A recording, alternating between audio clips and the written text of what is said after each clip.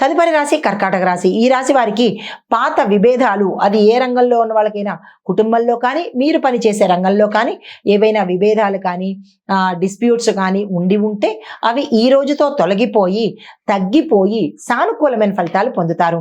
అయితే కుటుంబంలో సౌఖ్యం పెరుగుతుంది. దీంతో పాటు ఆస్తి సంబంధించిన విషయాలు అనుకూలంగా మారే అవకాశం కనబడుతోంది. ఆరోగ్య సమస్యలు తీరిపోయి అంటే అనారోగ్య సమస్యలు తీరిపోయి ఆరోగ్య మెరుగయ్యేటట్టుగా గోచరిస్తోంది.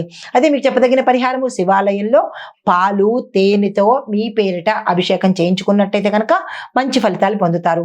తదుపరి రాశి సింహరాశి. ఈ రాశి వారి యొక్క ఫలితాలు సామాజికంగా గౌరవం పెరుగుతుంది. దీంతో పాటు ఉద్యోగస్తులకు ప్రమోషన్స్, పదోన్నతికి అవకాశాలు లభిస్తాయి.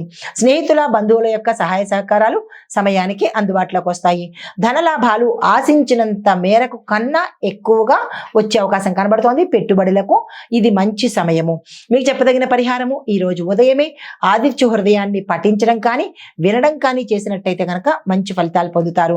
తదుపరి రాశి కన్యా రాశి. ఈ రాశి వారికి వృత్తి, ఉద్యోగ, వ్యాపార, పారిశ్రామిక, రాజకీయ రంగంలో ఉన్న వాళ్ళందరికీ కూడా ఉన్నతమైన స్థితి దక్కే అవకాశం కనబడుతోంది. విద్యార్థులకు జ్ఞానంలో అభివృద్ధి ఉంటుంది. విజయాలు సాధిస్తారు.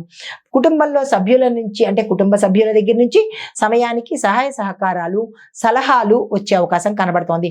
ప్రయాణాలు శుభప్రదంగా ఉంటాయి. లాభాలు తెచ్చిపెడతాయి. క్షేత్ర దర్శనం కనబడుతోంది.